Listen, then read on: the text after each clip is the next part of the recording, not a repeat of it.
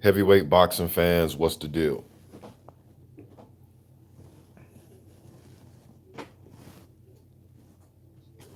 Wait till you guys get up in here, man. Just want to get you guys' opinion about just a quick little video. I'm curious to hear what you guys think also about this, man. This Dillian Whyte and Eddie Hearn thing going on. Shout out to my man, Boxing Conversation with Reggie Owens. I seen his video this morning talking about this. What's good, Blackout? What's good, Jay Jerk? Because now, man, Poby was good. Because now we can't use, or at least for Dillian White's sake, we can't use that. It's Deontay Wilder that's hindering you from your title shot. And seeing the video with Eddie Hearn this morning on Sky Sports, I watched a little bit of it, man. He's, once again throwing out false narratives, false statements, sarcasm to the point to where if somebody that doesn't know anything about this situation, they would just believe the rhetoric that he's saying. Dillian Whyte, and I know he's being sarcastic, but he's been the mandatory for 46 years. It's like he never was the mandatory that long. You keep using he keeps substituting the word mandatory for just having the number one contender ranking, and there's a big difference in but people keep confusing the two. I don't know how. If you've been following the sport, there's a difference between being rated number one in the rankings and being an actual mandatory. Like this, I mean, come on, man. Kenneth Johnson was good. Wait till a few more people jump in here, man. But I seen on social media that Eddie Hearn was, he left a post talking about getting undisputed, and Dillian White responded to him, man. And Dillian White was saying, "Nah, man, let's do what's right, and let's push for me and my title shot." And it's it's funny the picture that I chose to upload, the thumbnail for this is kind of funny, man. It kind of fits the description. It kind of goes with what's going on. It's kind of like Eddie's pointing at him, like, "Ha, joke's on you." But from a business, from a janky promoter type of business side of it, Eddie Hearn is playing his right to his favor, man. What you mean, Mr. Boxing? Let me see who all up in here. Okay, I'm gonna just go, man. But you guys may wonder, what do you mean by that? Because in Eddie Hearn's eyes, in Eddie Hearn's eyes, he's looking at it like, well, shit, why not push for undisputed? And if my guy does end up losing, I still got my other guy in my back pocket. And I'm gonna just use this whole thing about, hey man, is Suleiman's and WBC's fault? They're the one that's saying that you won't get a title shot until February 2021. So, let's just fall in order with what they say. That's pretty much just a play for if AJ were to lose to Fury, he can still have White in his back pocket for like his last glimmer of hope to beat Fury if that fight were to take place. Now, I know people are going to come in and say, but Mr. Boxing, you said on your other live stream that you wanted to see, yeah, there's a difference between the fights I want to see and what Eddie Hearn and them is talking about. I don't agree with the with everything that Eddie Hearn is saying. I've been wanting undisputed forever. So if an undisputed fight is to present itself, I want that fight. Why? Because I've always wanted undisputed. I wanted undisputed when Klitschko had the title and Stavern first won his title. I wanted undisputed. But Klitschko had already, when that Stavern and Wilder fight took place, Klitschko already had a fight scheduled up with Jennings, okay, when that happened. So I've been wanting undisputed forever, man. I've made so many I want undisputed videos over the last 10 years. I've probably literally made hundreds of them, like literally over the last 10 years here on YouTube screaming for undisputed. Even to the point where I remember me and he goes by the name of Run Up the Score 21 right now, but he used to go by Calix Boxing back in the day, but we did a collab in like 2011 or something like that, talking about shit, man. I want to see Vitaly versus Vlad. You know what I mean? Because we want to undisputed so bad. So I've been talking about it for so much, man. It's kind of repetitive at this point. All right. So I've always wanted undisputed.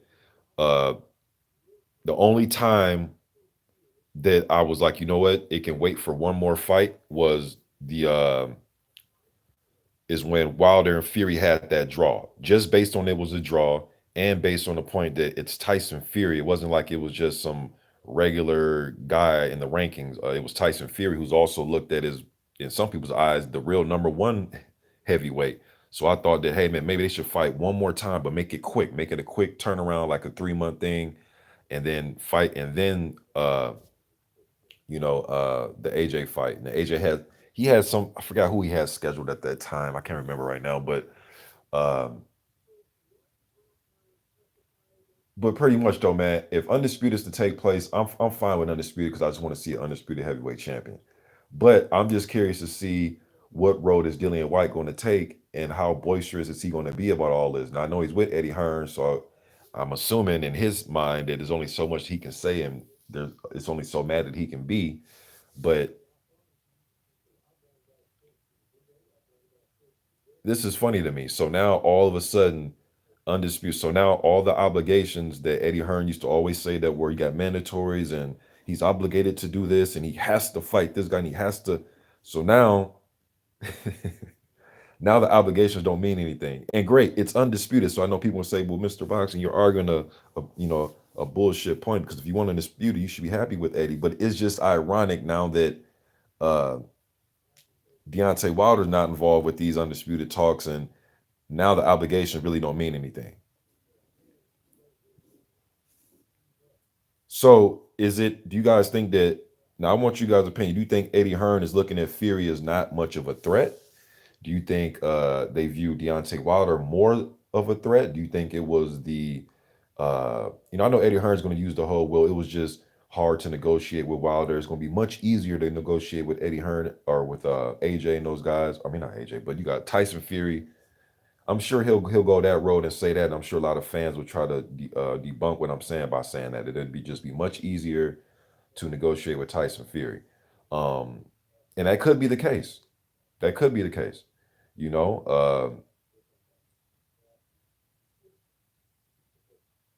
Tyson Fury, any type of fight he's went into, I don't remember any fight not getting made because of negotiations when it comes to Tyson Fury. Made the Wilder fight. He got the Klitschko fight. Even the David Hay fight was set to go down, but Hay pulled out. I mean, all his big fights, he was pretty much um, going to go ahead and fight those fights. All right. So maybe there is a point that if Hearn would negotiate with Tyson Fury, that it'll be easier. I'm curious to see what approach they will take if these negotiations were to start up. Who's going to be the A side and B side? Because Eddie Hearn loves him some A side, B side talk and popularity and all that. So, and I'm pretty sure he's going to think that Anthony Joshua is the A side. So all that stuff will be brought up. Tyson Fury seems like the type that he really doesn't care about that, but then is in England and there's gonna be a lot of politics going on. So it'll be funny. And when that stuff happens, I'm staying out of it. I'm not gonna jump into who's the ace. I don't care. Y'all figure that out. You know what I mean? Y'all love that type of talk. It's in England. Y'all go ahead and take care of that. You know what I mean? But ironic though, now all of a sudden undisputed for Eddie Hearn's case is now it's important. Now if Pulev can wait and hopefully Deontay Wilder doesn't take up his rematch clause and all that. Now we want to rush undisputed. Ironic, man. Ironic. Um, and before I read you guys' comments, I've been pro undisputed forever, so I know what you guys want to say. Well, if you want undisputed, Mr. Bob, you can't argue. I'm just I'm just saying from Eddie Hearn's point of view and Dillian Whyte. And Dillian Whyte did come out, he did step up for himself and say something about it. Because I was waiting, I was wondering, like, damn, I wonder what Dillian Whyte has to say. Because he's been here shouting this that, I'm not getting my shot, not getting my shot. Well, Eddie Hearn definitely doesn't want you to get your shot next either. Um, and Eddie Hearn just now all of a sudden he wants to just lay down and not fight for his guy when it comes to just we're just going to do what the WBC just tells us to do. We're just going to, hey, they said that. I mean, there's no fighting back or try to nothing. It's just we're just going to step back and just accept it. When you had obligations of mandatory defenses, you just step back and you just had to accept it. But now, I mean, come on, man.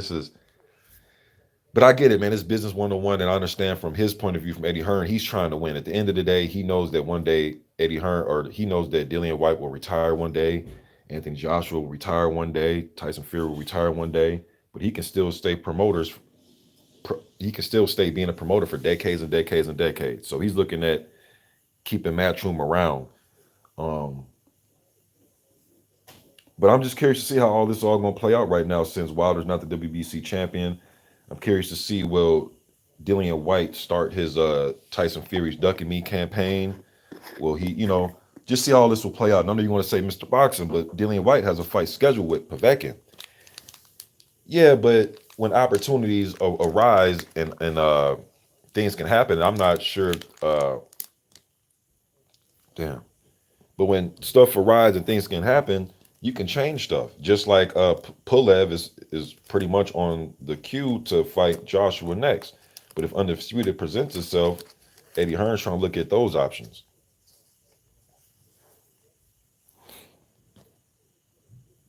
But I want to chop it up with y'all about it though, man. That's just my brief opinion about it. But let me see what y'all saying. Jay Jerky says, "Yo, Blackout was good." Mapobi, Kenneth Johnson up in here, salute, bruh. Adam Mo says, "If unification happens, them belts getting fragmented after." Adam Mo also says, "Of Fury versus AJ unification, however, whoever wins is going to have Whyte, Usyk, and Pulev waiting for their shots." Christopher Hawker says, "And despite your live," hold on, he says, "and despite your live for Wilder, you're consistent." Oh, I guess you meant love for Wilder. "You're consistent and always willing to discuss the views without prejudice." TOC says, "Cheers, Mr. Boxing. Put me straight on my comment earlier there. Didn't know that was the case back in 2015." Yeah, and I seen that. And then you had some other comments. I don't know. I was trying to allow them to come in because a lot of my comments, I check them before I make them public. Because sometimes people come in with a whole bunch of BS, and I don't even want it to see the day of light on my channel. And it's not because they're voicing their opinion; it's because they're saying just ridiculous stuff. You know what I mean? But yeah, man, there's no hard feelings, bro. Just I've been following the heavyweight division here on YouTube nonstop since 2010. So a lot of people that are fans just when Wilder won his title, or just when Joshua won his title, or they start becoming fans of the division when Fury beat Klitschko, and they miss a huge chunk of what happened prior to 2015 and 2016. They forget what happened in 2014, 13, and 12. They just want to pick up right when their guy won the title. And that's not a fair assessment, man, about it with everything that has transpired and that's happened. You know what I mean? So it's going to be hard for you to understand the division when you're literally just trying to pick up from 2, 3 years ago or 4 years ago. At least in my opinion, that's a tough way to try to follow a division that's had a lot of stuff that has happened a few years prior to all that. That's why when people get into he ain't fought nobody, and I always say, well, who the fuck was said fighter supposed to fight in 2013 and 2014? They miss those things. They just want to go by what happened last year or 2 years ago. Uh, Reed G in the building. Hey, sweetheart. Punch Quote says Wilder needs to go rebuild himself. Let Fury Joshua for undisputed. He can get winner. Joshua is going to beat Fury.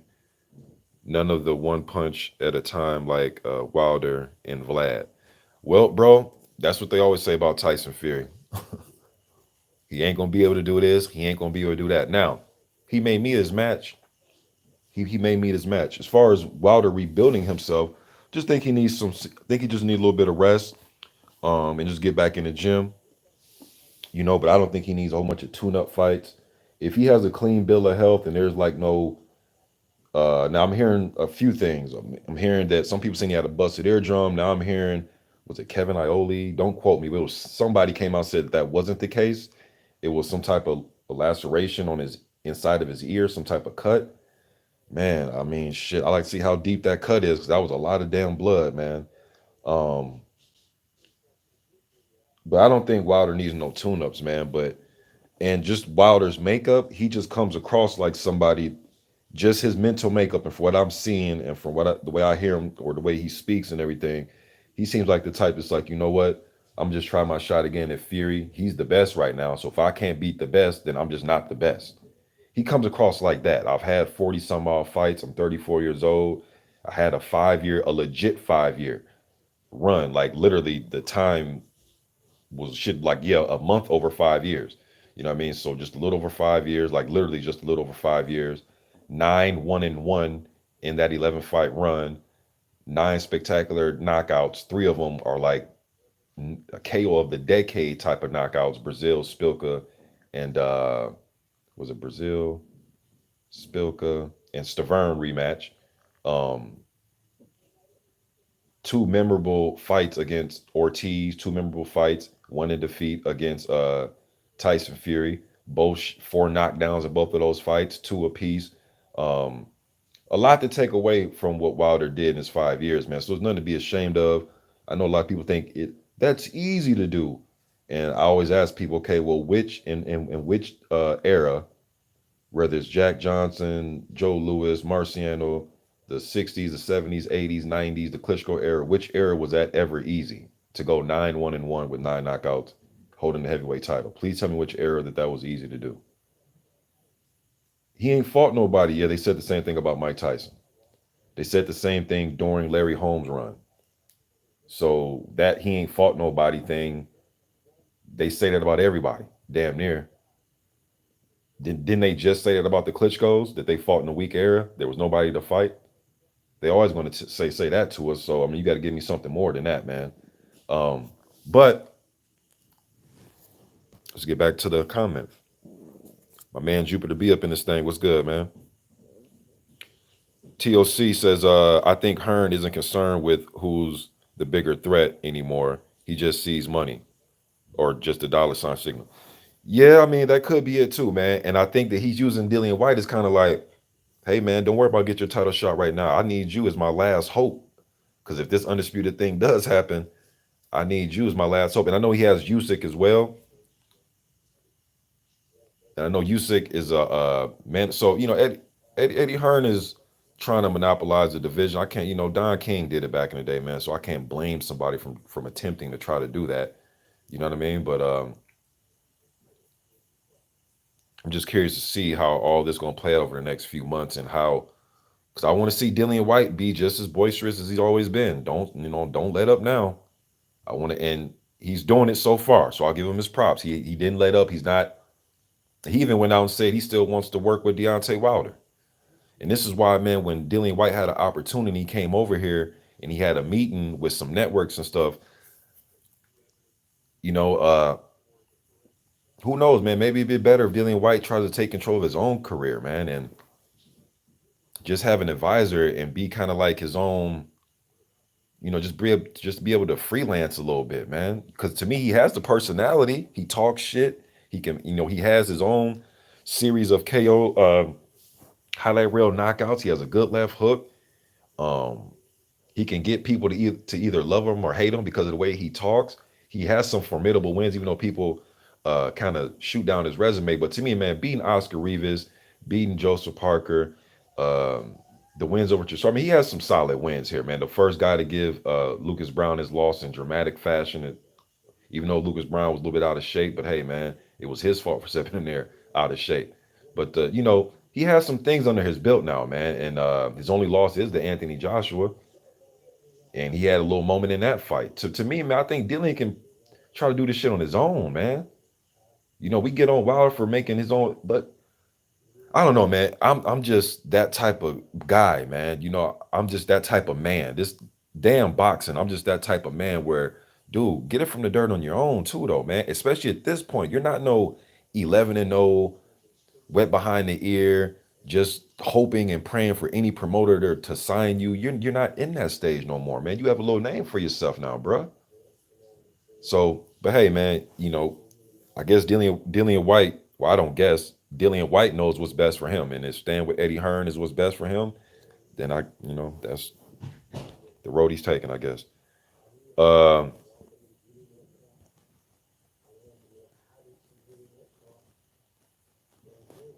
Mac J88 up in this thing. What's good, bro? I see you changed your name, but I do recognize the avatar. What's good, man? He says maybe Wilder need to get another trainer, Hill, and fight Whyte or Ruiz. Um, I definitely think that Wilder can tighten up on some things. I know in the last couple lives, you guys heard me say I don't think he's going to change completely, and I stick to that. But I do think there are some things that he can add to his game, and he has to. Wilder, man, has to, in my opinion, I just think he needs to utilize his jab a lot more. And I know he was throwing some stabbing jabs to Fury's stomach, but I'm not talking about just a stabbing jab, but just like triple it up, double it up, like literally win rounds with the jab. Larry Holmes and Ali and Lennox Lewis were great at literally winning rounds with the jab. Yes, they would throw the right hand behind it when it presented itself, but literally just win rounds with jabs. Literally. I seen Carter Truth Williams do it in some of his fights, man. Like it can be done, but that's an art within itself, being a master jabber, man. And I think Wilder has the length for it. I think he has the snap on the jab when he really gets it popping and working. You know what I mean? And don't abandon that jab, man. And try to learn how to roll with shots because it seemed like Wilder will put the high guard up, and he's willing to just bite down on the mouth on the mouthpiece and just take the brunt force of some of these shots, or he'll try to lean back. And that leaning back got him in trouble in this fight, particularly because a lot of the guys that he's able to lean back against, they have shorter reaches than him. And uh, he's able to make a lot of those guys just miss. But that was a problem with Fury because Fury has an 85-inch reach. And when you think you're out the way, he really wasn't out the way. You know what I mean? He thought he was out the way, but he really wasn't. And it was to the point where he wasn't even out the way to the point where damn trying to get out the way of a straight punch. Fury was even looping shots, shortening up his punches, and Wilder wasn't out the way, and the left hook that Fury was throwing that Wilder couldn't get out the way of. Um, but I do think there's some things that Wilder can tighten up on. I don't think he's going to be just a totally different fighter. I think sharpening up the jab, just a little bit tight, just being able to roll with punches a little bit better. Um, and he has a very wide base, and sometimes I think that hinders the quickness that he does have with his feet. They call him a basketball player. Yeah, basketball players have good footwork. You know what I mean? So just shorten up the stance a little bit, and sometimes shorten up your stance will make you taller. But shit, you're 6'7". You're not gonna, even if you try to shrink down, you're still gonna be 6'5". You're still gonna be tall. You know what I mean? So um, and aim some of those jabs and straight right hands to the chest and to the midsection a little bit more. Like literally set your power punches up to the guy's chest. I think that'll add. Um, but I don't want them to take him in a lab and try to just create this whole different fighter. Just kind of tighten up with some of the things. Now, some guys have went back to the lab and just became a totally different version of what they were in yesteryear. George Foreman, but these are unique cases and situations, man. Um, Larry Holmes, when his legs were gone, and he didn't have really the legs he had when he became older, and he decided to go to the ropes and fight you from the ropes the way he did Ray Mercer. Unique cases. Now Deontay Wilder, I believe, is cut from that ilk of heavyweight that can possibly make some a changeover, but or makeover, but that is so unique, man. You could be playing with fire sometime, trying to just completely change a guy. But I guess we'll see. James Dag, salute, man. Jupiter B says Hearn flipped the entire script now that Fury's the champion. So we were right. Yeah, now it's just now he wants undisputed now, even before Pulev, even before the obligations. So it's kind of ironic. Punch quote says Wilder was offered one. Okay, punch quote. Before you even start, bro, it was 100. It wasn't 120. I remember the zone was I forgot the president's name, but you guys know what I'm talking about. He came out and said he even came out and said he messed up in the negotiations. Not Eddie Hearn, not what Al Heyman PBC said. This is what the DAZN press said, bro, that he messed up in the negotiation with Wilder with the $100 million offer. This is what he said, bro. So if the president that's shilling out the money, that's giving out the money, if he says that he made a mistake and should have offered him a better deal, I mean, it is what it is. But I'll finish reading what you said. You says Wilder was offered 120 million. No one, no one put generational money and good things come to those who wait in Wilder's mouth. Wilder was playing the money train too. bro. And to be honest with you, though, I know what you're saying, bro. But realistically, man, do you or me think that Deontay Wilder's hurting for any type of money? And I ain't talking about just to pay his bills for the next couple years. Deontay Wilder is set, bro.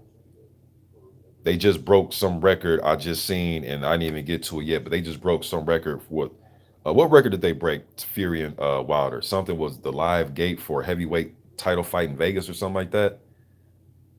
Come on, man. That dude's set. So I'm not going to argue about these guys' bank accounts, man. These dudes are set for life, man. Um, Stife 17 says Wilder is done if he doesn't take the rematch. How so? How's he done if he doesn't take the rematch? Just curious to hear what you have to say about that. Kamal Laws, what's good, bro? He says D Ball, Dillian, the delusional druggy ducker. Jupiter B says the zone offer 100. Yeah, it was 100. And cannot guarantee a fight with AJ for Undisputed because AJ has no contract with them. The zone president apologized to Wilder. Yes, Jupiter B. There you go. That's exactly what I was trying to convey to my man Punch Quote. Prophet says everyone in the UK will buy that pay-per-view. Eddie probably thinks it's worth risking Joshua, and Joshua's probably confident of beating Fury. Apparently, he beat him up in sparring when he was just an amateur. Yes, I've heard them amateur stories. And yeah, Eddie Hearn is looking at all that. It's just ironic now, though, right? He's completely going against the grain of what he was saying the last couple years with obligations, and we have to defend, and we have to fight the men, and we have to. Now all of a sudden, you don't have to. Okay. James Dax says, I love Wilder, but I like to see Fury AJ for Undisputed, then see Wilder get a shot at the winner after a turn up with Dillian Whyte. And you know, man, uh, yeah, Undisputed will be good, man. I got to stay consistent, man. I've been so much on Undisputed, and there's only one time, like I said, that I thought Undisputed could wait because I believe AJ had a fight schedule, but it was just with that whole draw, and that whole situation was just so unique, man. Where it was like you have the Undisputed guys that can be involved with Undisputed, which was Wilder and AJ, but then you have Fury still around, where he was the man that beat Klitschko initially. Now he's back and he's undefeated, and they just, I just wanted that cleared up. And another scenario that could have played out that I also brought up was, hey, maybe Undisputed and then Fury just wait for the winner. You know what I mean? So, but we'll see what Wilder wants to do. I know he has. They said he had 30 days to exercise his rematch clause. I know JD's came out and said just the way, and this is what I was saying too. The way Wilder is made up, he's going to want to exercise that without any tune-ups. Um, and if he is to take a tune-up, I wonder how everybody's going to react because when Fury, shit, he took two tune-up fights before he fought Wilder again. Um, in the rematch that took place just Saturday night. So I guess we will see. And people are saying, "Oh, Mr. Boxing need to get in better shape." Okay, well, I guess people can say, "Well, this will be to see where Deontay Wilder is at." You know what I mean? But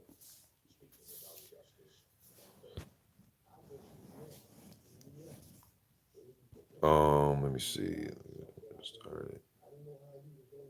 My man Jupiter B says a lot of these guys just started paying attention to the division when AJ got his belts. They don't know anything. Talk says you're right. I probably stopped watching the division closely after Hay lost to Klitschko in 2011 and picked back up again when Fury beat Klitschko late 2015. Yeah, bro, that's a lot of the division to miss out on. 4 years.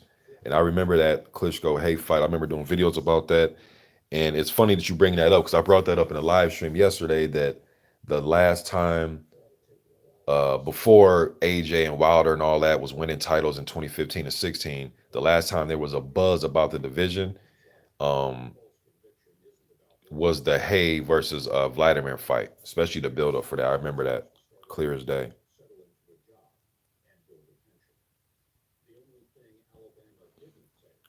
Uh, yeah, Xavier the boxing nerd. I'm just when I say I understand what you're saying in title fights, but I'm just saying in his after he won the title. So I'm not counting the Stavern fight. But yes, that is a title fight. But I'm talking about his reign after winning the title and then the defenses. So that's why I say 9-1-1. But yeah, in title fights, yes, he is 10-1-1 if you count the night that he won the title from Stavern in 2015 January. Um, yes, Jupiter B, that is insane. 32 consecutive KO streak. I don't give a fuck who they line you up with. That is very hard to do. BG London says Wilder's activated the rematch. Okay, if that is, it wouldn't surprise me at all. JD said he was going to do it. Um,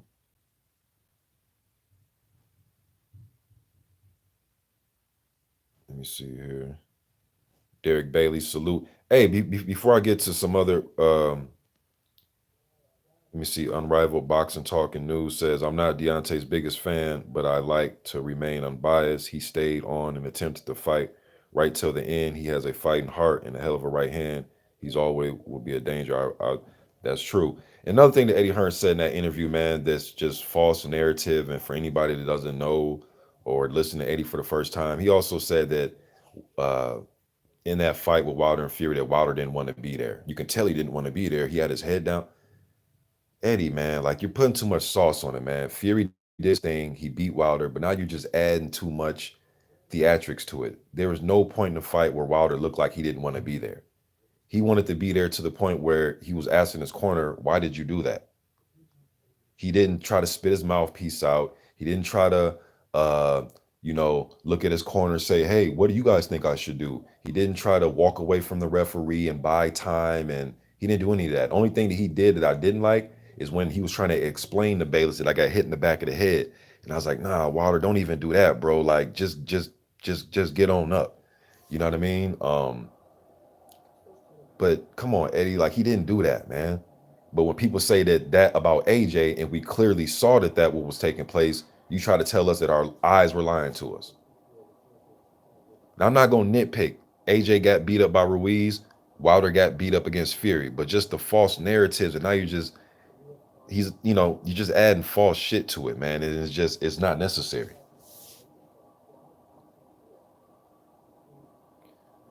Damn, there's something else I was gonna chop up on, man. I forgot. Kung Fu Junkie says Dillian Whyte always get mad at Eddie, then go right back to him. Yes, he does. Yes, he does. Unrivaled Boxing Talking News says, don't forget Ali, Lewis, Lennox, Tyson, Holyfield, Bo, Foreman, Langford, Willis, Johnson, Jeanette, Frazier, and so on all lost. If he fights again, he will always have a chance. That's true. 1982 Andy says, well done to Fury. Been following him since he was 17. Outrageous. He was snubbed for the Olympics, but look at him now. Just hope Wilder is okay, though. Although protected champ. Here we go with the protected champ. Who is he protected against? Because if somebody puts me in there with Luis Ortiz twice and throws me in there with Tyson Fury twice, you ain't protecting me. That's not good protection. He needs to fire that security. And again, 1982 or yeah, 19822 Andy. Okay, who was the guys that he was supposed to fight? Man, I'm so tired of having that. Look, man, guys, some of these discussions are so ABC, and I'm not. Uh, some of this shit just ABC, man. You guys know what the answers to these questions are. We've been over this for the last 4 years, man. Like, I already know what you're gonna tell me. Before I even read another comment, I already know what you're gonna throw at me. He didn't unify the titles. He had the title for 5 years. He didn't unify. Bro, we've been over this whole unification thing. Parker did not want a unification with him. We've been over that storyline. Charles Martin, I'm not even going over it, man. It's just so repetitive at this point. It's almost like it just doesn't make any sense. Dominic Hardy says Dillian Whyte seems like the odd man out. No one wants to fight him, and his own promoter doesn't even help him that much. That scandal from the Rivas fight really hurt him in his opportunities. And what's so funny is Eddie Hearn will help him dig his way up out of that. But now that this Wilder, Wilder's not in the picture no more. Wilder's not the excuse anymore. Now just because Eddie Hearn said the fans want undisputed, bro, we've been one undisputed. So don't blame us.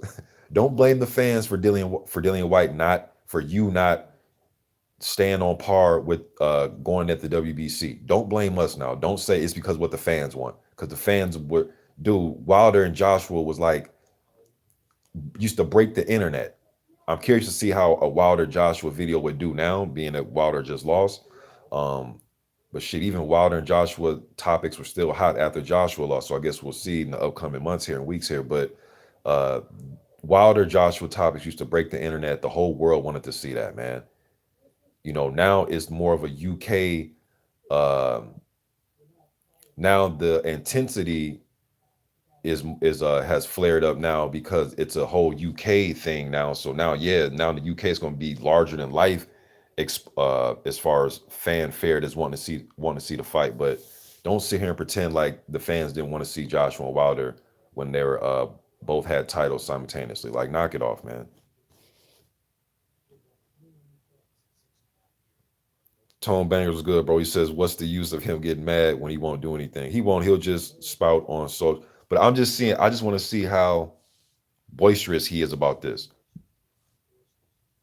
See if he's gonna cuss people out and get I just want. I just want. I'm just curious.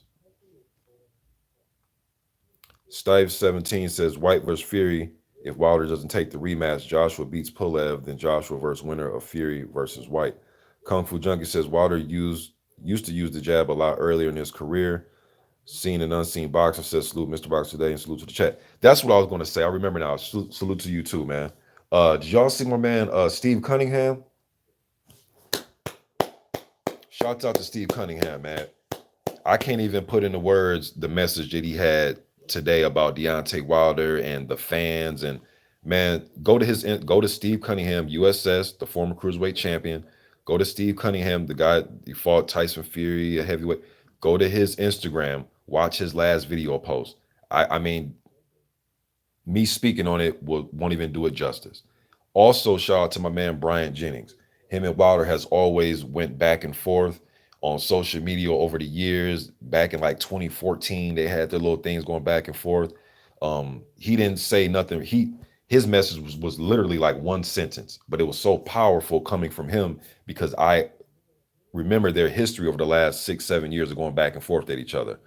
So shouts out to Brian Jennings as well, man. And it was just a message, and it wasn't nothing about a good fight or you'll be back. It was just a message. I want you guys to go look this stuff for yourself, man. Um, it was just a couple words, but Brian Jennings understands. It's not about boxing. He understands what's going on and why Wilder's reign was important. And shouts to my man Blood Boxing. I listened to one of his videos this morning, and yes, a lot of us. I noticed we're all talking in past tense about his reign. Um, I'm talking about it just the reign. I'm not saying he can't recover and get the title back, but I'm just saying what has happened. So if that 5 years is all that, if that's just the best of what Wilder is going to do in his career, was that chunk right there, that 5 years, I'm happy with that. I'm happy with that reign. Um, I've always looked at it as if a heavyweight can have a 4 to 7 year dominant type reign, you're going to be remembered. You're going to be remembered, man. Holmes had like a seven. I'm not talking about the duration of their whole year. I'm talking about just their championship reign of their career, like the hot spot of their career, the best chunk of their career.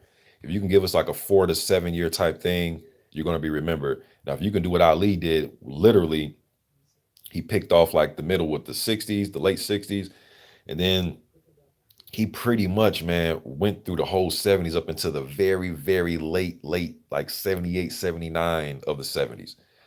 Damn impressive, man. That's literally holding down the whole decade. And then what the Klitschko's did in their time span, what I mean? Reigns like that will be remembered, man.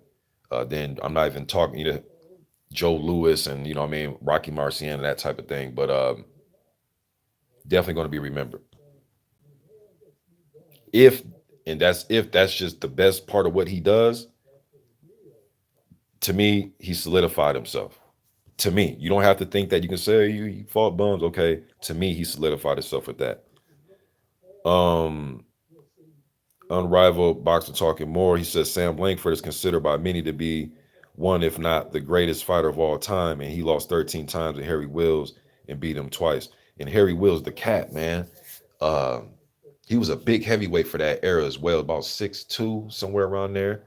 Um, and yes, Sam Langford was great, blind in one eye, man, and he was small as hell, fighting heavyweights. He used to fight at damn near all the damn weight classes, man.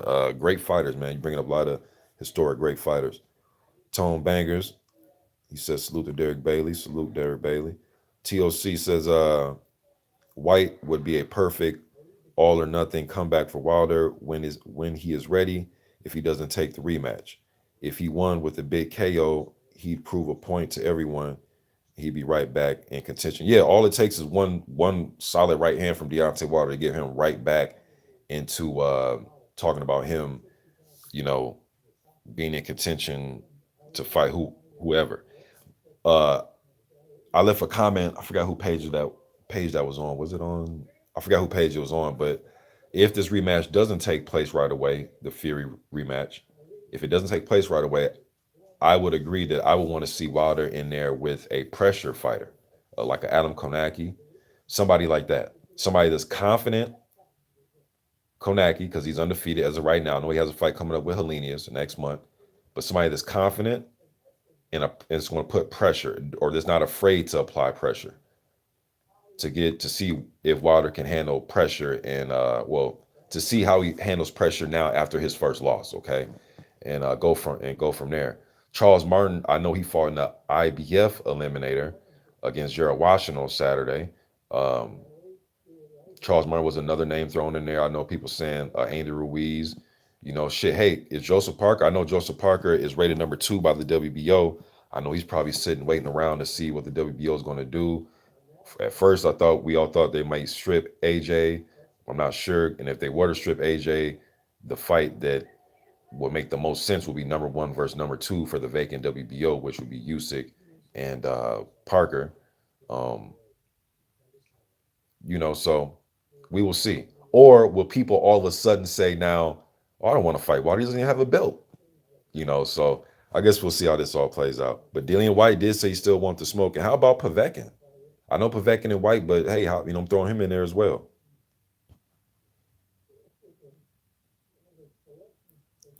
Talk says be interested to see if Whyte would take it without a belt on the line. And I just talked about that too. Yeah, he said he would.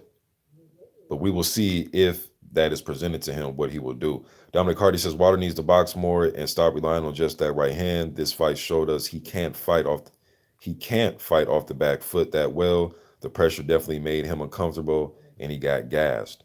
Um, it wasn't even so much fighting off the back foot. It was just the grueling physical pressure that Tyson Fury was putting on. It wasn't really much I'm gonna make you go on the back foot. It was more of I'm gonna get close and rough you up and put you in headlocks and push you around and bully you and I'm gonna step to the right hand and take it away from you. It was more of that. It wasn't more of uh I'm gonna allow you to try to box me in the back foot. I'm just taking all that away. I'm taking all breathing room away. I'm not gonna give you opportunity to throw a long right hand, a short right hand like you did against Spilka. I'm not allowing any of that. And if you do land, I'm going to take it. And but that's one thing. Don't let Tyson Fury, hey, fighters out there, man. I know you just seeing some chink in the armor. I know you may think it's cake and you smell blood and you seen blood and all that. Don't let it fool you, man, that you think that you're going to go in there and take right hands the way that Tyson Fury was able to take his right hand. I'm telling you, man, do not take Tyson Fury's greatness for granted by thinking Deontay Wilder is some softy. You guys, Tyson Fury is a great fighter. If you think that you're going to go in there and, well, man, Tyson Fury was able to get up, don't mean that you're going to be able to get up. Now, he did lay some things out that you can utilize, which is if you can get in Wilder's chest, press him against the ropes. He is susceptible to looping overhands because he pulls back, but you don't have an 85. Look, there's just a lot of things about Tyson Fury that a lot of these guys don't have. You're not 6'9". You're not 6'9" in height. You don't have an 85-inch reach. You don't have this crazy, insane, borderline, almost damn, uh, just man. I just think people are taking away from Tyson Fury to the point where they think they can duplicate Tyson Fury, and I'm just not sure that is going to necessarily be the case. But I guess we will see. SCE Gannon says, "What's happening, Mr. Boxing?" To the people in the chat, what's good, man? God of War says Wilder still has the puncher's chance, but he already had 19 rounds. Anvar Boris says, "Do you think Wilder will be the same mentally?" I'm not sure, man. Um, from what I've seen of him, I think Deontay Wilder's going to come back and he's going to do what he does, try to knock people out. I haven't seen anything in Wilder, even in fights where the doable fight, when his eyes were swelled shut, he ended up getting the win. But even people were like, "Man, you let some dude named Duopa, we don't even know who he is, swell your eyes up," or you let Eric Molina rock you, or you let or Luis Ortiz almost stopped you. I mean, so he's had some scary moments and some moments where he had to dig deep in fights. Even the Chris Arreola win where he came in with a was that the one he came in with the burn on his damn arm? I mean, he's went into fights not like visibly went into fights not 100%. Not just him telling us some stuff. I mean, by his weight in some of his fights, saying when he said he was sick, and then he had that burn on his arm. I know people say no excuses. Well, yeah, no excuses, but bro, he has a fucking patch of skin missing. Like something happened to him, and then he said it was yard work. I don't think it was yard work. I think you know, Deontay's a country boy, man. He likes to be out there on his toys and everything. So I'm not sure. I'm not sure what happened, but yard work. I'm curious to see what type of yard work would do that. You know what I mean? But nevertheless, though, man, Deontay Wilder seems to have a strong mental makeup, in my opinion, based on just the character of him. So we will see how everything plays out. Yes, Kenneth Johnson. That was his name, John Skipper, the zone dude. Yeah. Uh, Dominic Hardy says Wilder has to take this rematch because of the timing. If he doesn't, he might not ever get another shot with all the belts in the UK. David Moran says, "Hey man, I'm from Scotland, and what a performance! The UK are the heavyweight giants. Big up to the UK." God of War says Skipper basically said he needed to lick Finkel's backside more. Uh, no, he basically said he fucked up. Is how I took it. God of War. I didn't take it as he need to lick backsides. He made a little offer to somebody at the time in Deontay Wilder that he should have made a better offer to. You know what I mean? So that's how I look at that. Derek Bailey says live. Yeah, it was a live gate record. Okay. SC Gannon says, I like Dillian, but he needs to remember he had the chance to fight Joshua last year, but he turned it down. Can't start complaining now and demanding the fight. Yeah, that's another thing that Dillian Whyte did, and people kind of sweep under the rug. He even turned down the Anthony Joshua rematch, said the money wasn't right. Dominic Hardy says it was the live gate, 17 million, which eclipsed the previous 16 million record. Okay, there you go. Pretty boy Fleazy says Wilder still KO White. Yeah, I think stylistically, man, it's a bad matchup for Dillian White. Just too open, and he's no Tyson Fury. Yes, he could put some pressure on. Yes, I think he's a harder puncher than Fury. Yes, I think if he lands some left hooks, some consecutive left hooks on Wilder, Wilder's going to be in trouble. Uh, White can turn that left hook pretty damn good. I'm not going to take that away from him, but his conditioning to me isn't on par with Deontay Wilder's. I think Wilder will land first and often. I think just the way White guards his face or just the way he has his guard up, you can get through it. Um, but I do think Dillian White does have a nice ramrod type of jab. He tries to push you back. He will take chances. He will go to the body. You know what I mean? So I'll still like to see it, but I still favor Wilder based on styles. Eric Jenkins, salute.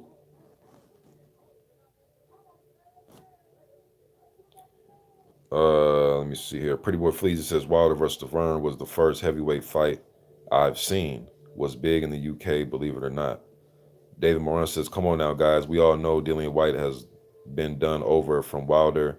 Since when does the champion get to decide who fights who? The Ortiz thing was a joke. Wilder can't choose." No, David, but the WBC also came out and said that they would do it. It wasn't just Wilder saying it like, hey, you have to. The WBC also came out and said that they were okay with that. Just like the WBC also came out and said that they were okay with him fighting Brazil when Brazil said, hey, man, we can fight for my mandatory status if that's what you want to do. And Dillian White turned down Anthony Joshua to fight for titles then, saying the money wasn't right. Dude, Dillian White has done this a lot of this shit to himself, man. All this poor Dillian White thing, bro, he's done a lot of this to himself. Not to say that Oscar Rivas and Joseph Parker were not good opponents. You'll never hear me say that. Because if somebody's to beat Joseph Parker, that's a good win. If somebody were to beat Oscar Rivas, that's a good win. I'm not going to say that, but you chose to go a different direction than the path that was given to you to get to the destination a lot earlier. You can't do that, bro. That's like, look, bro, that's like saying, just like saying, they say, hey, Mr. Boxing, we're going to give you a shot at Anthony Joshua's IBF strap. We're going to give you a shot. Only thing you got to do is fight Pulev because he's the mandatory. And I say, nope, I'm not going to do that. I'm going to fight, I'm trying to think of a name. I'm going to fight Charles Martin instead. Because Charles Martin just won the IBF elimination fight. I'm going to fight him. Pulev is nobody, doesn't sell tickets. Nobody knows him. He can't speak English all that well. I'm going to fight Charles Martin. He's American. He speaks English. And we can sell the fight. He's rated highly by you guys. I'm fighting him. Again, not a bad opponent, but bro, you just went against the grain of what we just told you to do to get to where you're trying to get faster. That's how I looked at the whole Dillian Whyte thing. And then the false narrative of you that he's been mandatory for 17,000 days. Come on, man. Or, whatever it is, 800 days. No, you were not, man. You were just a rated number one contender. That does not mean that you're the mandatory. So that's how I view the Dillian Whyte thing, man. Like, this isn't just everybody's doing Dillian Whyte wrong. I've never looked at it like that, but Eddie Hearn and those guys always have looked at it like that. So now I'm like, okay, now Fury has the title. You can't blame Wilder. You can't blame Shelly Finkel. You can't blame Al Heyman. Okay, Eddie Hearn, you're supposed to be in the business of Dillian Whyte, but you're also in the business of Anthony Joshua, which is the matchroom cash cow. So Dillian Whyte and Eddie Hearn's mind is going to have to take the back seat. Shut up. We're going to throw you some entertaining fights because Povetkin and Dillian Whyte is an entertaining matchup. See, look, guys, I'm not talking about his matchups aren't good matchups. But now it's Eddie Hearn doing it now. But Eddie Hearn, guess what he did? He brought up, well, Wilder and those guys did that to him. And Mauricio Suleiman, he's bringing up other people now that's doing Dillian Whyte wrong. Not him, other people.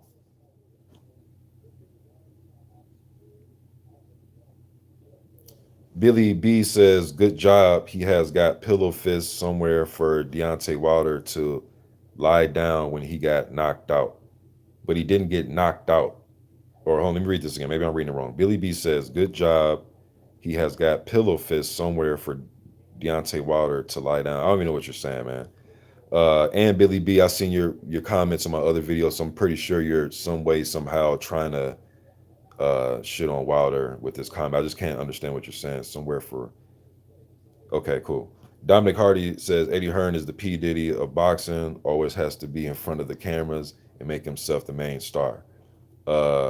Kenny A says Whyte wanted to fight Wilder for the belt. Why would he consider a fight now for no belt? Well, according to Dillian Whyte, he said that he would fight Wilder. He called him a coward first, and then he said that he still wants to smoke with Wilder. So I guess you would have to ask him, Kenny, because he's the one that said it. David Moran says I would still like to see Wilder and Whyte. Think the stills or styles, I'm sure that's what you mean, would make a good record, good fights to be made. Can't wait for Joyce and Double D. I can't wait for that one as well. That's going to be a hell of a scrap, man. And I also can't wait for this card that's coming up in March, man, with Robert Helenius taking on Kanaki, just because I'm a heavyweight fan, not because Kanaki and Helenius is mouthwatering, just because I'm a fan of the heavyweights. But I am interested in seeing Frank Sanchez take on Joey DeWeco. It's going to be a good scrap. Then you got Efe Ajagba making his return from his last fight that he had with Lago Kaladze, and he hit the canvas. You know what I mean? So I'm curious to see Efe back up in there. Slow Mixing and Mastering says, I like Hearn, but let's be honest, he is a snake. Whyte should have left him a long time ago if he wanted to fight for the WBC and join PBC. Now he should join Top Rank for that WBC shot. And he had meetings with Top Rank and PBC when he came out here to the States. Ain't that crazy? Eric Jenkins says he just wants to see Fury versus Joshua. Jupiter B says, Mr. Boxing, people have been trying to create a false parallel between AJ and Wilder. Wilder got an injury in the first round and fought through it and never quit and kept coming. They're still bitter about June 1st. Rival Boxing Talk and News says this is Steve Cunningham's Instagram for anyone who wants to see. Yeah, check that out, man. Appreciate you leaving that link. Y'all check it out. I like what Steve Cunningham had to say. And if you're not from here and you don't get the dynamics of what's going on over here, you're not really going to understand it, man. And this is more than boxing. This is in everything over here. This is in every sport. This is in pop culture. This is in politics. This is in our communities. It's one of them things, bro. If if you're not over here, you're not going to understand, man.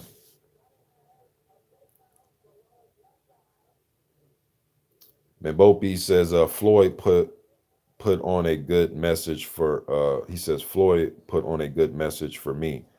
I seen what Floyd had to say, and you can, I guess, on the outside of it, you can look at it like that was a positive message by Floyd. I have a different perspective. I guess this is me just, looking into it deeper, being that it's very hard for Floyd, just based on what I've seen, for him to give people credit. You know what I mean? Unless it's a fighter that's in his stable. Um, I almost took it, this is how I took it. I'm just be real with you, man. I just took it as Floyd looking at like, well, shit, he ain't close to my record no more. So I guess I'll now give him his praise and props. Some of you may look at it as, oh man, Floyd sent out a positive message uh, at the at a point in Wilder's career where he took his first loss, so on and so forth. But to me, where was this support 2 years ago, a year ago, 3 years ago? Where was this support then? And I know he has shown up to Wilder fights, but Floyd shows up to a lot of events, you know what I mean, or a lot of different things. So that's just my quick opinion about him. I really, Floyd can do whatever the hell he want to do.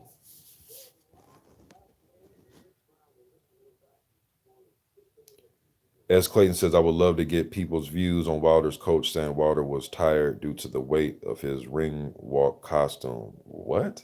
No, I don't. I'm not buying that shit, man. I'm not buying no ring. Look, man, I'm not buying that. And I love me some Deontay Wilder. I love the heavyweight division, but I want Wilder to be the best in the division. I'm not going to lie and sit here, but you guys do know how I follow the division. I'm not going to sit here and say his costume weighed him down. Man, nah, hell no, I'm not. No. Great costume, by the way, too, man.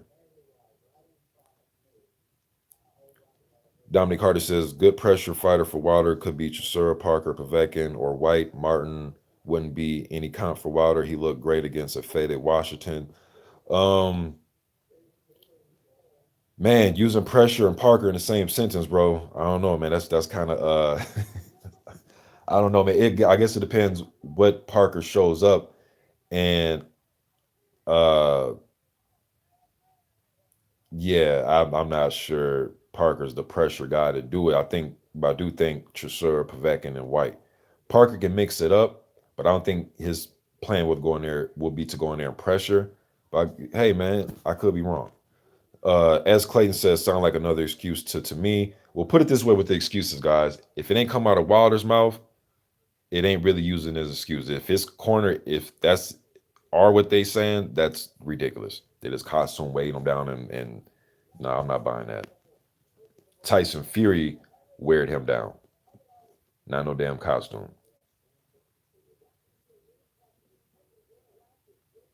I agree, Adamo. The way everyone is writing off Povetkin, that fight could be an upset against Whyte, because Povetkin still seems like he has a motor left. He damn sure has a left hook left.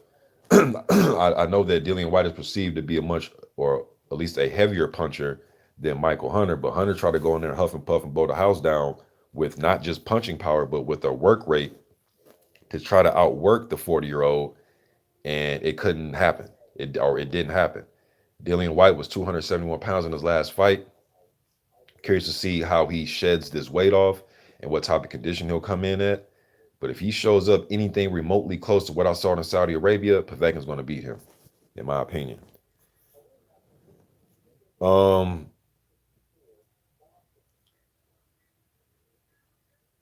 yes, Jupiter B. Wilder has KO people off the back foot. Now people saying that Wilder has no back foot, and he won his first title, or he won the title fighting off the back foot. So I guess people have a different definition and depiction of what a back foot fighter is. I mean, I guess people have different definitions, man.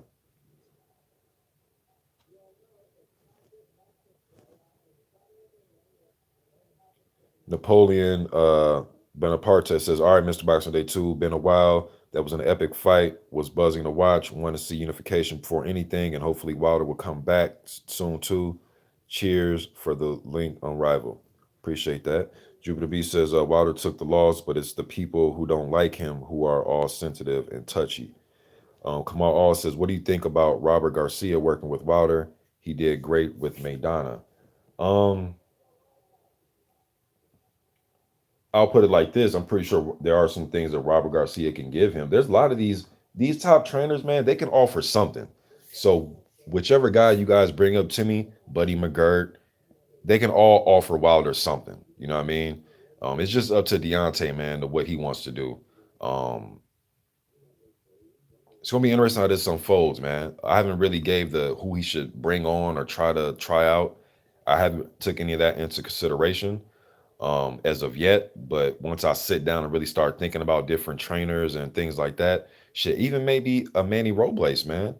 You seen what he did with Andy Ruiz, and you seen what he's doing with Charles Martin as of right now.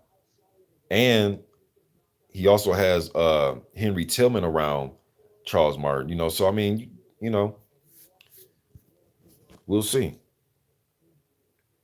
So I've heard Derek James is another possible guy that some fans will want to see Wilder possibly try to work with. Ronnie Shields. There's a lot of guys out there, a lot of quality guys out there, man. You know who else I think should give it a try? And not just because let's go champion, but when I hear him break down how heavyweights should fight, Shannon Briggs, man. And Shannon Briggs shares a lot of time with Stacey McKinley as well. McKinley is he trained a lot of heavyweights. James Ali Bashir is another one. They talk about people from the Crunk guys. James Ali Bashir is another one that I like. So there's a few guys out there, man.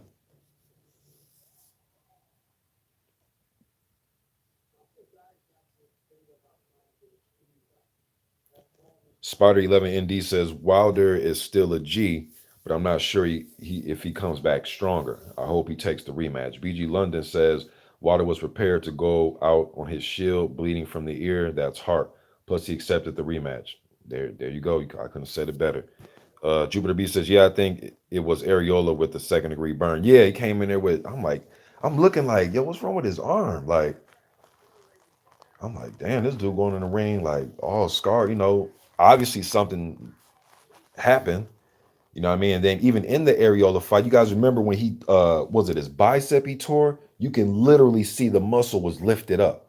No excuses. You can literally see it with your eyes, bro. The muscles lifted up. And I'm just like, this dude's fighting through some damn excruciating pain. Now he's not the only one to fight through pain, but I'm just giving examples of when this guy has faced adversity and fights and fought through it like a champ, man.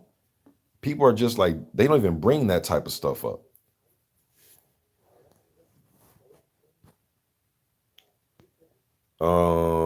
Casa Calling says boxing wins big time. They should all fight each other. Massive money to be made. Uh, how do I pronounce your name, bro?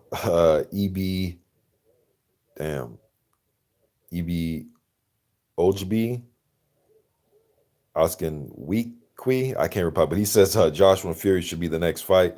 Let's see what's going to happen. Well, I'm a fan of Undisputed.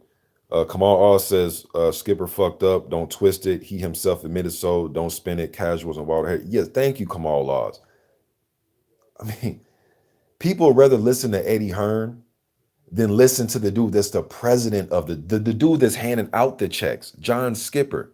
So you would rather take Eddie Hearn's words than the man himself. Come on, you guys, man. God of War says Wilder is in the same situation AJ was in 6 months ago. If he doesn't take the rematch, the belts are gone for a while. Um,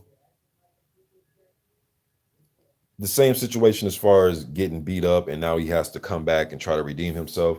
Yes, that is very similar. My man Blood up in here, the boxing spreadsheet. He says much power, Ken Folk. Dillian can wait his ass at the back of the line. Uh, let me see here. Oh, I'm way behind. Okay, let me try to catch up to y'all. Okay, bam, got that out the way. Um, let me see. Let me see. My man Blood or boxing spreadsheet, blood boxing. He says, man, this is crazy atmosphere. We in here, never seen nothing like this yet, my bruh. Yeah, it's crazy, man. It's it is a crazy atmosphere. And there's a video I want to release, man. And it made me think of you, blood, because you're one of the people that I'm going to send this video to. But I think I'm gonna make a video and put it on private because this video is not going to be for everybody. And it's only certain people that's going to get what I'm saying. And I don't want trolls in the comments. I don't even want trolls to even hear this. I feel as if uh, this the type of video, man, is for just the real deal of the real deal. You know what I mean? This ain't for trolls. This ain't for somebody that doesn't understand the culture over here. It's just a certain video that I want to make. I'm thinking about putting it on private and just sending the link out to just a handful of people, man. And I don't even want to give away what it is really, but I'm gonna touch on Joe Lewis and Schmeling and when the Ali Frazier first fight. I Blood, you kind of get where I'm going with this, bro. I know you can read between the lines, bro. Um, Holmes when he first lost. It's just different things I want to touch on, but the video isn't for everybody's ears though, man. But I'm thinking about doing that. I really am.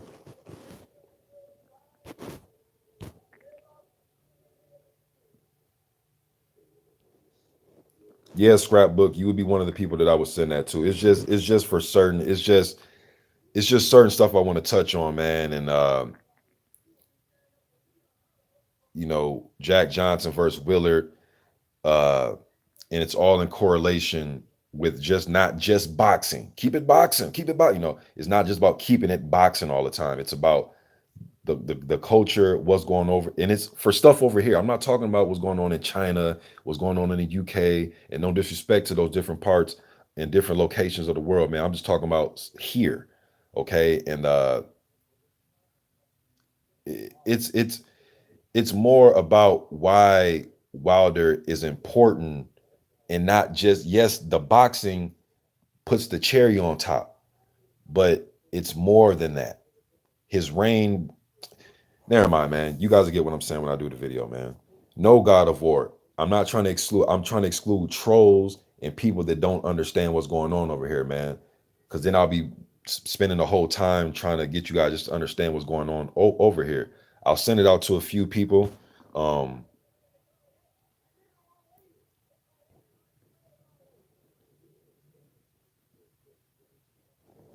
so that's all on that, man. But we'll get back to this.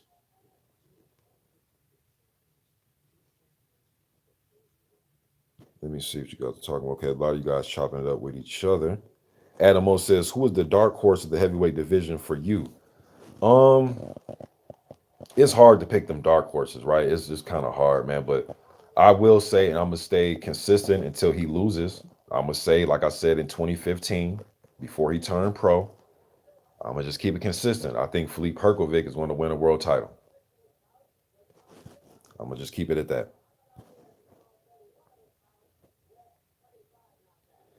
The boxing spreadsheet says this whole thing will look different in a year or two. And you know what, blood? If it don't look different in a year or two, maybe 3 or 4 years, bro. Because what I was thinking was usually, if you go to every decade, blood, and everybody that's in here, the decade is usually in two halves, right? The first 4 or 5 years and the last, 4 to 6 years. It's in two halves, kind of like how the 80s was, where it was Larry Holmes and then it was the Mike Tysons. You know what I mean? How the 90s was early on, it was well, I guess it was pretty much that whole decade was like Bull, Holyfield, Lewis, but it's dominated in two different halves sometimes. Sometimes you have a guy like Ali that can damn near literally just go through the whole 70s or damn you guys get what I'm saying? So, or like Joe Lewis in his long reign, but usually it's broken up most of the time. So if it ain't different in the next year or two, at least at the very least like 3 or 4 years. You know what I mean? So I get what you're saying though, and these guys keep fighting each other, man. Like I said, when in 2015, 2016, when I was making those videos, nobody's gonna go unscathed. Nobody. Right now, Tyson Fury's still holding on to his O. That's good for him. But I don't think nobody's gonna go unscathed. I've been saying that. Now, as Wilder started approaching, getting closer in the 40s with his wins, I was like, damn, man, that'd be great if Wilder was to catch Rocky Marciano's record. You know what I mean? But I knew it was a long shot because he is 34 and he wasn't fighting 3 times a year. I think his title reign average during his title reign, he was fighting on the average of what, like twice a year. He needed to be fighting like 3, 4. And I know with the money involved and him being at the level he's at, sometimes these guys don't want to fight 3 times a year. You got to set up fights, so on and so forth. But I thought Wilder can do what the fuck he wanted to do. And even me and Blood was saying that maybe should have some, fights in just different parts like Atlanta and, things like that. But uh we will see. Now Wilder's a contender again. He's a contender now. He's the opponent now. So we will see where Wilder goes and how everything mixes and matches in the next couple years here, man. It's going to be interesting. This is why it kills me when people say this era ain't nothing and it's bums. And it's okay. You might not think this era is better than the '90s or the '70s or the '80s, and rightfully so. We can sit here and debate and argue that all day. But bro, especially for you English speaking people, this is what you were crying about during the Klitschko era. I can't. We don't know how to pronounce their names. They're fighting all the way in Germany. I don't get that channel. Um, Bro, we have no more excuses. We have all these English speaking heavyweights. Uh, Come on, man. Like this is what y'all wanted. A lot of you guys were saying that the Klitschko's was boring, grab and jab. Okay, now you're getting guys trying to knock dudes' heads off now. Like this is what y'all wanted. This the shit talking, the back and forth, the rivalries. Come on, man. This is what y'all wanted. You know what I'm saying? Man, only boxing fans, man, when we get what we want and still complain.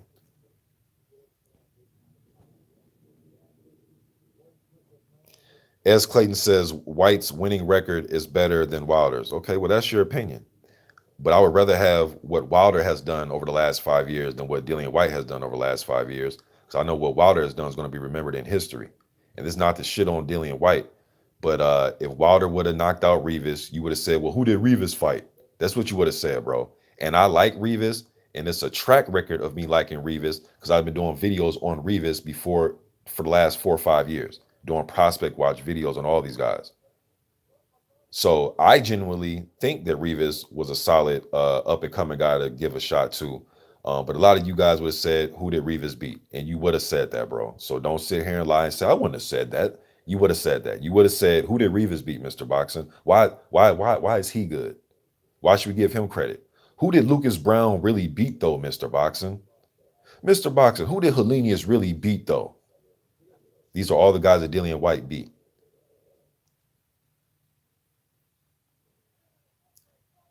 You would have said it, man. A lot of you guys,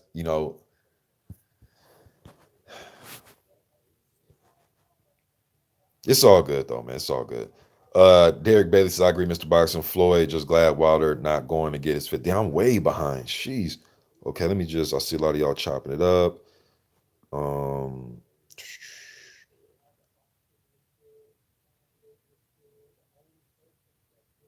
Pretty Boy Fleezy says, but Stavern had no reach. That's why Wilder could fight on the back foot.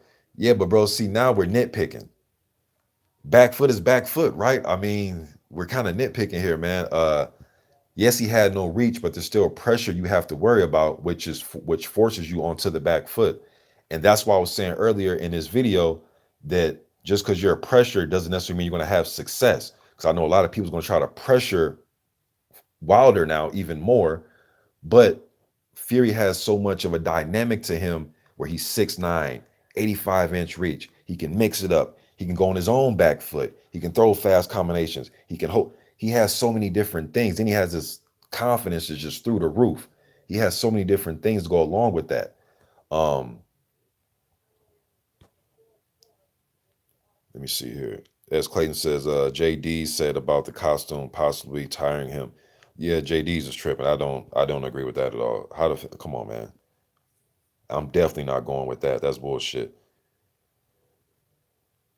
Blood, okay, now Blood thinks that he needs to improve off the back foot. He can fight some, he just not great off the back foot. Yeah, I don't, I've never said he was, like a Larry Holmes off the back foot, but he does have the ability to do it. Um, is he the best at doing it? No, but he does have the ability to do it. Uh, but I don't think he necessarily needs to be a strictly off the back foot guy. A guy like Wilder, he can step into some shots. He can mix it up. Wilder can mix it up. You know what I mean? But for those in Blood, you didn't say this, but for those that think that he just can't fight the back foot at all, that's not true. My man Blood Boxing Spreadsheet says Jonathan Banks, buddy, he should also call Larry Holmes and Holyfield to ask how to handle battles on the inside. And yes, you brought up Holyfield and Bo. I mean, shit, if he don't call him up, Blood, just throw the fights in and watch him. If you want to just learn, for yourself. You know what I mean? But though, yeah, those are excellent people to try to get some information from. Definitely. Scrapbook boxing was good, man. Blood thinks he needs to improve his infighting. Sit down on punches more and know how to catch and, like I was saying, roll and parry with shots, man. It's like Wilder sometimes gets into the continuity of trying to make you miss fully by just pulling back, or he'll pull up the high guard and just take and bite down on his mouthpiece and just kind of will himself through the brunt force of your punches, which I wouldn't really advise that either. But try to roll with some of these shots, man. Roll and then come back with a hook. Roll to the right, come back with a left hook. Roll to, rotate and roll and stuff like that. But I guess we'll see what he does, man. I can't wait to see Wilder once he rests up and he gets back and goes from there.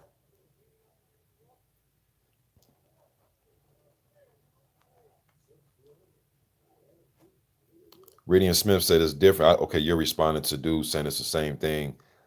You said different. Fury isn't Ruiz. I just think it's the same as far as a devastating loss and you have to come back from it. But I do think the dynamic of opponents are totally different. First of all, AJ is in there with somebody he's a huge betting favorite against and public favorite against both times, not just the first fight, both fights. Whereas Wilder going into that fight was Fury. A lot of people thought he was going to lose the first and second fight. Betting odds were close as hell, like minus 130 or something like that, or minus 125, which is basically pick 'em fights. And I'm damn sure I'm positive he's going to be a sizable underdog going into a third fight. I think it might be like a minus 300 this time, something like that, in favor of Tyson Fury.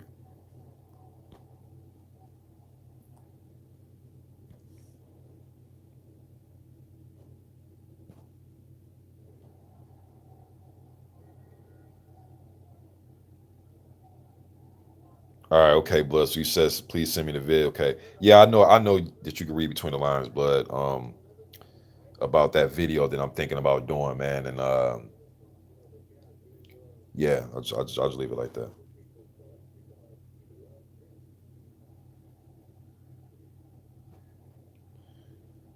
Let me see here, y'all. See what y'all talking about, man.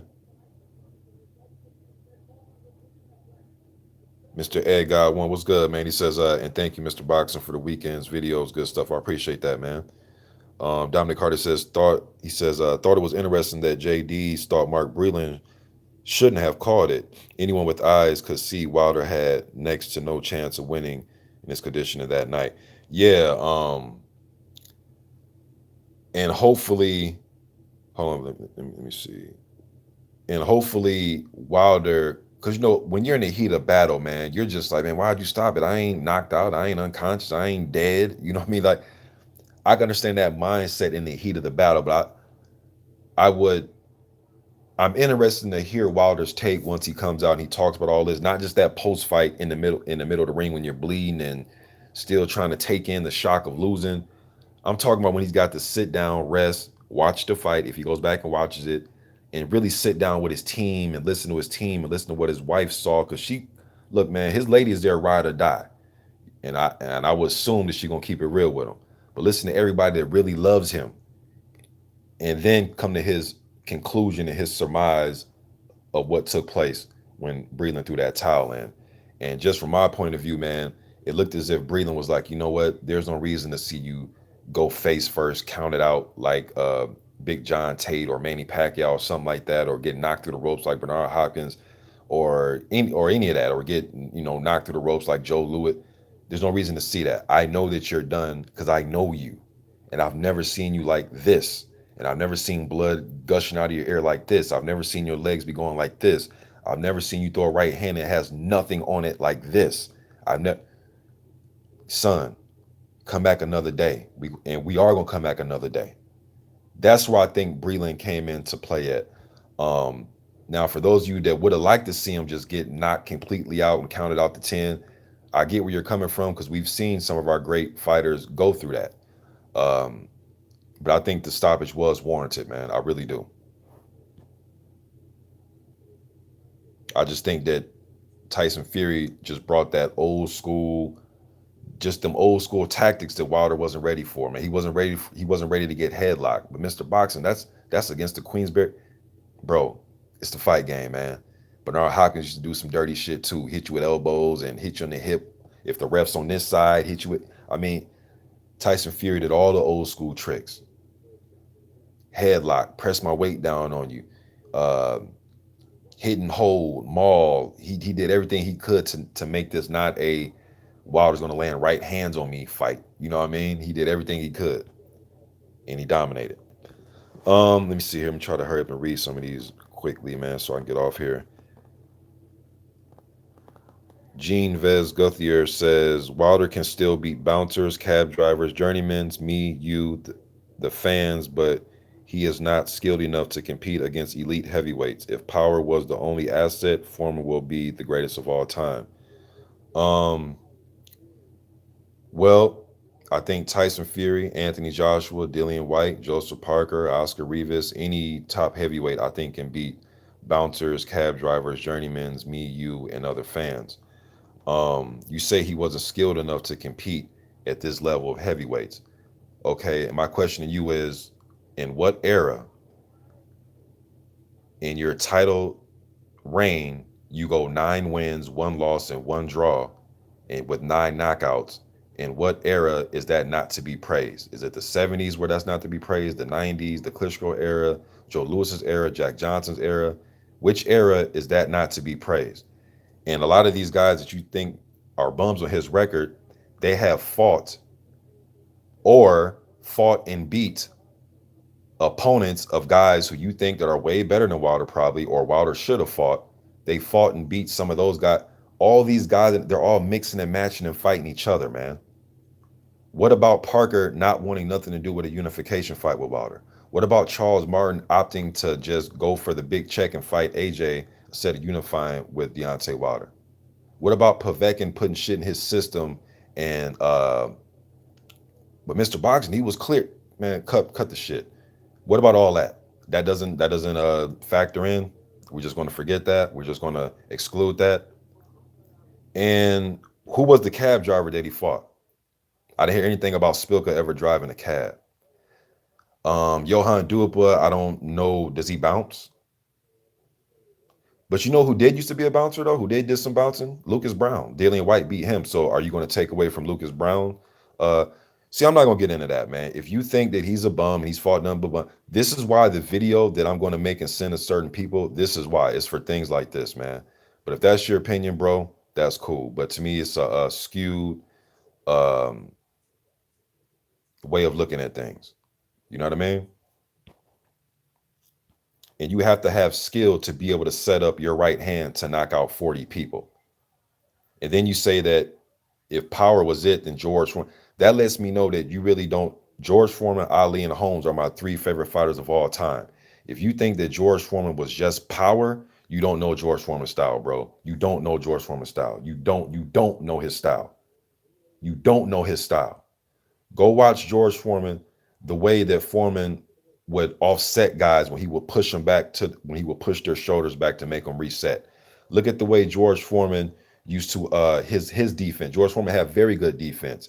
Yes, it wasn't in the package of Charles Burley or Floyd Mayweather or Bernard Hopkins, but his hand placement, where he would knock down your lead hands with his glove. He would do the open hand technique where he would catch and parry and he would throw your arms off balance, throw your wrist down or push your wrist down, knock your jab away, and then land shots. He would literally grab you and turn you. There was different little nuances that he used to do. Malik Scott does a great job on his Instagram, um, showing these things on the heavy bag, how George Foreman used to do things. When George Foreman came back his second career and had the cross arm defense to where, look, now I can break this down, bro, but just by your comments, bro, you and I view boxing totally different.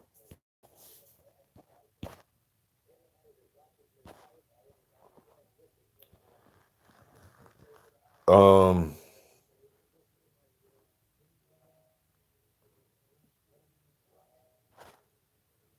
and in my opinion, George Foreman is the GOAT because, in my opinion, George Foreman, Larry Holmes, and Ali are the three best fighters ever. That's my opinion. Okay. So George Foreman is the GOAT. He is. He's one.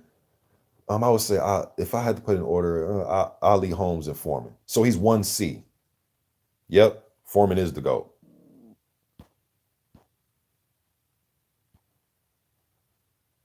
Scrapbook says, I see Joe. He says, I see Lewis Schmeling too. Mine set band energy is close. Uh, let me see. The Wonderful Life of Bob J says Foreman had the belt at 48 years old. The man took 10 years off and came back. You know what I mean? Changed his style completely. See, you know what you did there, bro. You tried to underhand a little sneak diss on George Foreman, not knowing that George Foreman is one of my favorites of all time. And I do think he's one of the GOATs.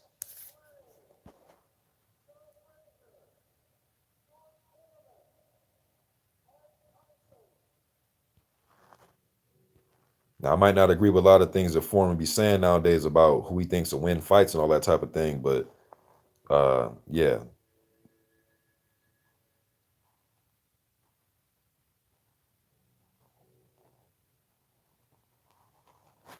I agree, Juice. I don't, you say you don't like Wilder much, and that's cool, bro. I'm not here to make anybody a Wilder fan, but just the hate though is ridiculous, and that some of this hate just reminds me of that old bitter ass old media that I used to listen to in pre-fight buildups back in the '80s. It's just disgusting to me, man. And since I have a platform that seems to be respected here on internet world, and I appreciate all the support from you guys, man. I'm not the biggest platform, but I do think my YouTube channel um, is a good platform for the heavyweight division. I've been covering this division better than anybody in the world over the last 10 years. I sincerely believe that, man. Whether it's the media that does paper, print, the media that owns these big websites, YouTubers, Facebookers, Instagrammers, I believe that I've been covering the division not even close the best over the last 10 years. Maybe not consistently on a week to week, day to day to day to day thing over the last probably 2 years, but all in all, yeah. So I'm not here to make nobody a Deontay Wilder fan. But with me being a fan, I'm gonna give it to you real. Not all this he fought cab drivers, and no, he didn't fight all-time greats. But we're not gonna just overlook what he has done and what he hopefully can continue to do. You know what I mean? That's what we're not gonna do.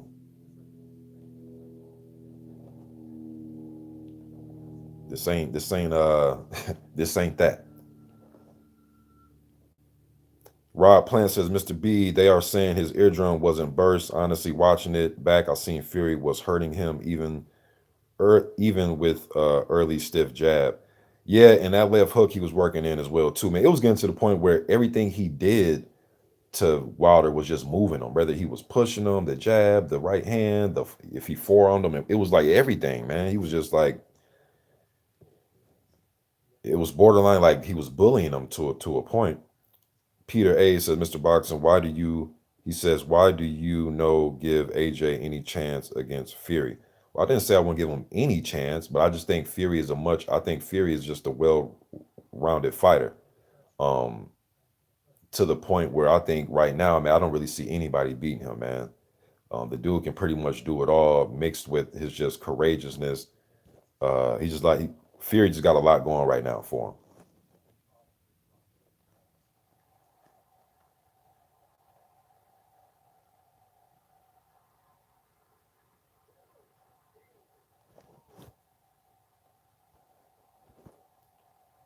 Let me see here. I'm damn. My phone's on 5%, so I got to jump off. Let me just see. Let me see. Okay, y'all chopping. Oh, my man, Kurt Anderson was good, bro. Kamel All says thank you for your honesty and speaking out against the biased fanboy agenda. Yeah, I got to. People say just ignore it. It's like, bro, this isn't ESPN. Look, YouTube allows us not to be ESPN, where we have to be politically correct and we can't swear and no, man. No, I'm not doing that. I'm not, my channel is not gonna be like that. I'm sorry. I'm not trying to, I'm just not, no, no.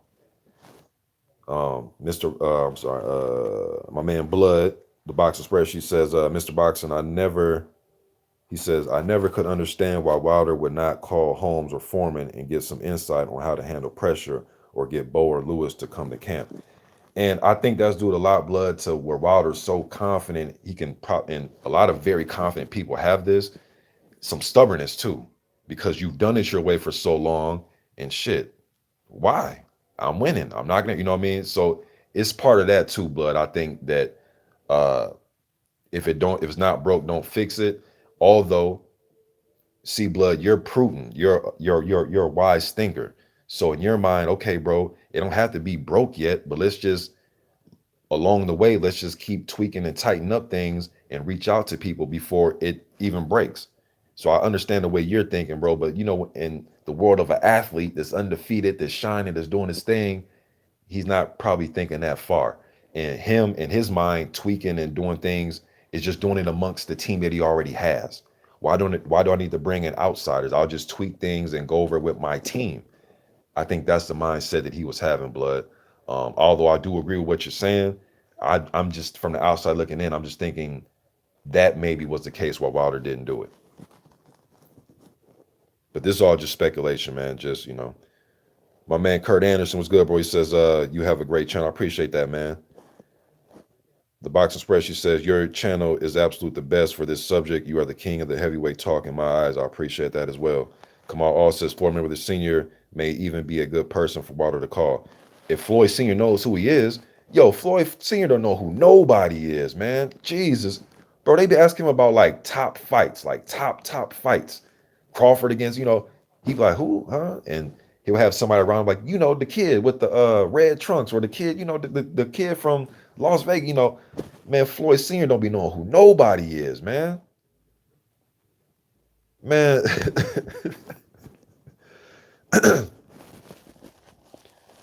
uh, but as far as his knowledge of the game, though, all bullshit aside, as far as Floyd Sr.'s knowledge of the game and technique and knowing how to defend yourself, yes. I mean, Wilder can learn a lot from him. Thank you, Garuga, where you says, got to see you demonstrate form and style on your. Maybe I will do that, man. But Malik Scott did a great job. But maybe I can go, get on the bag and give my depiction of, the way I see form and style, man. But people just think form was just power. That was a big part of it. But his defense, but his defense just didn't come in the package of what most think a great defensive fighter is. He did a lot of great things. His defense was with his hands. People, I mean, you know, appreciate that, Juice Leskinen. I appreciate that.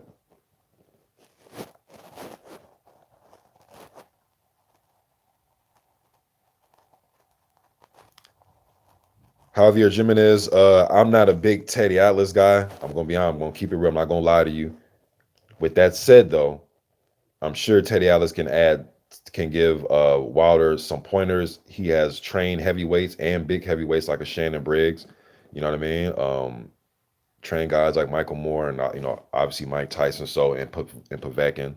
So yes, I do think there are some gems that Teddy can give to Deontay. I'm not a Teddy Atlas guy though, but just because my personal feelings for him is not going to interfere with me giving an objective view about his knowledge. The dude has a wealth of knowledge, man. So I'm not going to front on that. Um, yes, Derek Bailey and Foreman had a great jab as well. My man Blood says Foreman also had a lot of tricks and was set traps. And my man Blood also said, I don't think the Mayweather gym is a good place for Wilder, but he can always learn a few things. God of War says, sometimes I think people in the Mayweather gym don't follow boxing. Yeah, man, some of that stuff is just crazy. My man Blood says Wilder needs to add a few ingredients. He just doesn't seem like he can handle a great deal of pressure moving forward. All of these fighters are going to bring the fight to him. Yes, I do believe they're going to try to bring the fight to him. They're going to take chances. You're going to have to dodge some missiles. But once you get there, you can create some havoc. And that has been shown, not just on Saturday. It was shown against Duhaupas. Wilder's eyes didn't get just swelled up because of the air. They got swelled up because Duhaupas was able to land some good shots in it on his face on the inside. Eric Molina was able to land a nice little hook up close, right in that little area. You know what I mean? So Luis Ortiz was able to land some little short clipping shots, counter shots. You know what I mean? So guys are going to bring the fight to Wilder. I do agree with that. DOG215 says Sugar Hill said he's going to retire and he should. Disgusting training Fury to fight dirty. Now, I disagree, DOG. I disagree with that, bro. It's you said disgusting training Fury to fight dirty. I disagree with that, man. It's a part of the game. It wasn't nothing. It wasn't like no Andrew Galata type dirty, but headlocks, little sneaky elbows, stepping on the front lead foot, hitting on the hip when the ref is on the other side of your back and he can't see, uh, rubbing the glove in the face. I mean, those are just little things, man. It's been around forever, bro. But I always respect your opinion, man. But I disagree with that though.